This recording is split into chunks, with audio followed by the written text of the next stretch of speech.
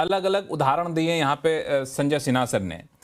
उस उदाहरण और इस उदाहरण में अंतर है, एग्जाम्पल में अंतर है। अंतर मैं जो समझ पा रहा हूं कि इस वॉर में अब तक जो वॉर होता था वॉर खत्म हो जाता था, लेकिन इसमें जब हम क्रूड ऑयल के रिफाइनरी पे, ऑयल फील्ड पे, गैस फील्ड पे हमला कर रहे हैं तो पूरा सिचुएशन बदला जा रहा है। अब ये माना जा रहा है कि इस युद्ध के रुकने के बाद भी युद्ध के पहले वाले हालात जल्दी नहीं बनेंगे, दुनिया के समीकरण बदल जाएंगे, बॉन्ड यील्ड आप देख ही रहे हैं सब जगह बढ़ते जा रहे हैं, तो और वापस होने बड़ा लंबा समय लगेगा।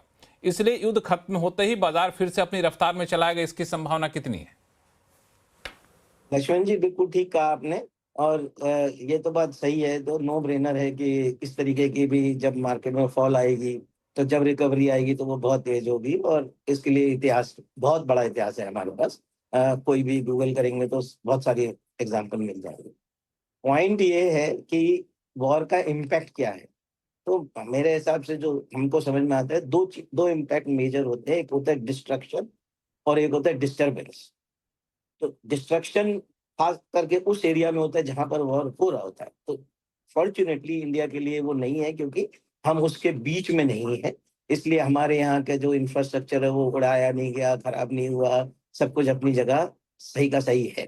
तो डिस्ट्रक्शन हमारा ज्यादा नहीं होगा जब, लेकिन उन जगहों पे जहाँ पे वॉर हो रहा है वहां पर ये डिमांड बाद में क्रिएट होगी, क्योंकि उनका जो इंफ्रास्ट्रक्चर खराब हुआ वो दोबारा बनाना पड़ेगा।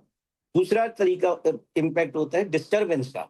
बिकॉज ऑफ वॉर बहुत सारी चीजें डिस्टर्ब हो गई, जो हम पर भी अभी डायरेक्ट इम्पैक्ट आ रहा है। जैसे कि अभी हम बात कर रहे थे और जो आपने बहुत रेलिवेंट पॉइंट उठाया, अगर हम गैस की बात कर रहे हैं तो कल ही वो कतार के एक ओनर ने जो स्टेटमेंट दिया कि हमारे अगर सब कुछ ठीक भी हो जाएगा तो भी हमें 5 साल लगेंगे नॉर्मलाइज करने में।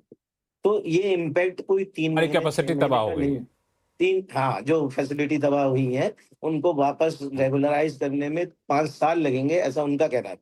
कोई 5 साल में करेगा, कोई 2 साल में करेगा, कोई 3 साल में करेगा। तो ऐसा नहीं है कि ये एक दिन में ये इंफ्रास्ट्रक्चर तैयार हो जाएगा। हाँ, मार्केट 3 साल वेट नहीं करेगा। मार्केट इमीडिएट 3 महीने 6 महीने में रिएक्शन दिखाएगा उसका।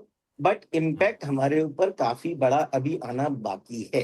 तो ऐसा मानना कि ये वॉर की अगर कल स्विच ऑफ हो जाएगा एकदम, ऐसा कोई लाइट का बटन में बंद हो जाएगा, ऐसा नहीं होगा। दूसरी चीज ये कि अगर हम देखें यूक्रेन के वॉर की, तो सबने तभी भी ऐसा ही माना था कि ये तो कुछ मिनटों का वॉर है। आज 4 साल हो गए, 5 साल हो गए, तो अभी कोई उसके बारे में है। तो ऐसी सिचुएशन जब आएगी कि जब मार्केट ये इग्नोर करना शुरू कर देगी कि अब फर्दर डिस्ट्रक्शन से हमको फर्क नहीं पड़ने वाला, ये चीजें नॉर्मलाइज होने लगेंगी, तब आपको वहां से रिकवरी शुरू होगी। और उसके बाद जो मेन जो जब ये इंफ्रास्ट्रक्चर वापस बनेगा, जब सप्लाईज नॉर्मलाइज होंगी, उसका इम्पैक्ट आपको दिखेगा।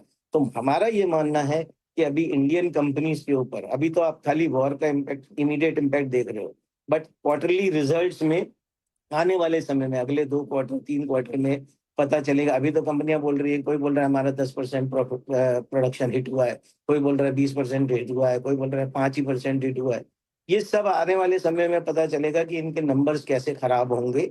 और जो हम अर्निंग्स रिकवरी की जो स्टोरी चल रही थी पिछले 2 क्वार्टर में, वो शायद अभी पीछे हट जाएगी। तो मुझे लगता है कि थोड़ा जल्दी हम लोग वाए, हम सब विश करते हैं कि वॉर जल्दी खत्म हो और बहुत जल्दी रिकवरी आ जाए।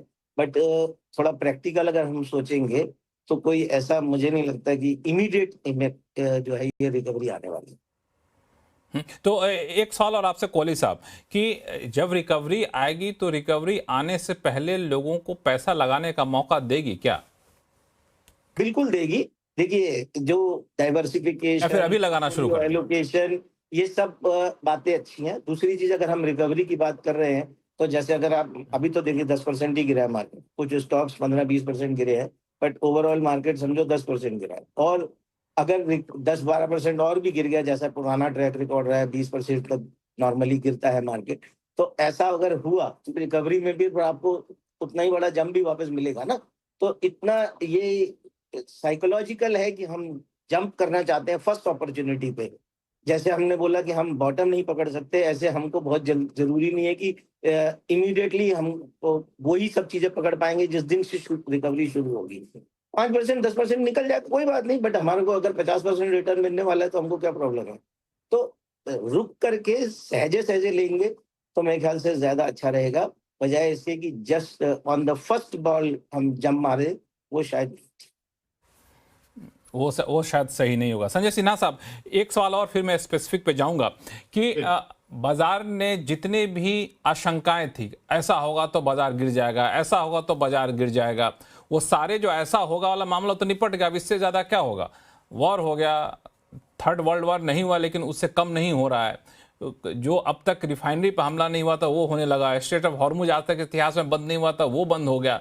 तो जो एक्सट्रीम वर्स्ट सिचुएशन था, जो बाजार को डराने वाले हर घटनाएं अपने चरम पर पहुंच चुकी हैं। अब तो कोई घटना नहीं जिससे बाजार को डर है। ऐसा कहना मुश्किल है लक्ष्मण जी, क्योंकि जो कुछ भी हमारे आसपास हो रहा है काफी हद तक अप्रत्याशित भी है। मतलब हम लोगों ने कब सोचा था कि रूपी डॉलर का एक्सचेंज रेट 93.6 चला जाएगा, अब तो हम 94 के कगार पे खड़े हैं। दूसरी बात यह है कि क्या क्रूड $120 के रेट पर एक्सटेंडेड पीरियड ऑफ टाइम तक ट्रेड करेगा, ये भी हम आज नहीं साफ साफ कह सकते। तो घटनाएं ऐसी हो सकती हैं जो कि अप्रत्याशित होंगी। आई थिंक हमें एक चीज जिसके बारे में इंट्रोस्पेक्शन करने की जरूरत है कि इतनी सारी नेगेटिव घटनाएं हुई, जिस तरह रूपी डॉलर का एक्सचेंज रेट हो गया, एफआईआई की सेलिंग इस महीने में करीब करीब अगर आप देखें 2-3 हफ्ते में तो करीब हम 89,000 90,000 करोड़ के आसपास पहुंच गए। इतनी सेलिंग के बावजूद हम आज 23,000 पॉइंट निफ्टी पर क्यों हैं? हमें तो 22,000 पॉइंट या उसके भी नीचे होना चाहिए था। आई थिंक ये भी एक इंट्रोस्पेक्शन का विषय है कि इतने नेगेटिव फैक्टर्स के बावजूद भारतीय बाजार इतने रेजिलिएंट क्यों हैं? और इतनी रेजिलियंस अगर आज है तो क्या वो और भी नेगेटिव न्यूज़ को झेल सकती है? और झेलेगी तो क्या हमारा बॉटम कहाँ तक होने की संभावना है? आई थिंक वो ज़्यादा महत्वपूर्ण सवाल है आज के कॉन्टेक्स्ट में लक्ष्मण जी। हालांकि मुझे लगता है इसमें दो चीजें हैं। आपने जो डेटा दिया एफआईज का, जब से वॉर शुरू हुआ एफआईज ने जितने बेचे उससे ज्यादा डीआई ने खरीद लिए। हालांकि हम लोग 10% ही गिरे, ये इस बात को भी दर्शाता है कि हम लोग, हमारे इन्वेस्टर जो है बहुत मैच्योर हो गए, ये भी कह सकते हैं। इसका एक मतलब ये भी निकाला जा सकता है कि ठीक है ये वॉलेटिलिटी आता रहता है जाता रहता है, लेकिन हम लोग अपना डिसिप्लिन को बरकरार रखते हैं। अब थोड़ा सा हम लोग आगे बढ़ाया, चूंकि डरा दिया लोगों को बहुत ज़्यादा, लेकिन 3 बातें जो निकल कर सामने आई। पहला, आप तीनों लोगों से बातचीत करके कि वॉर खत्म होगा और पहला इतिहास रहा है कि वापस से स्थिति नॉर्मल हो जाती है, तो बॉटम का बहुत ज़्यादा इंतजार मत करिए। लेकिन तुरंत से रिकवरी आएगी, वी शेप रिकवरी, वो कहना थोड़ा सा मुश्किल है, चूंकि हालात बहुत बदलेंगे। इसके इम्पैक्ट दूर तक कई क्वार्टर तक कंपनियों के रिजल्ट पर दिखेंगे। तो बॉटम पकड़ने की कोशिश यहाँ पे नहीं करिए, दलजीत साहब ने कहा भी।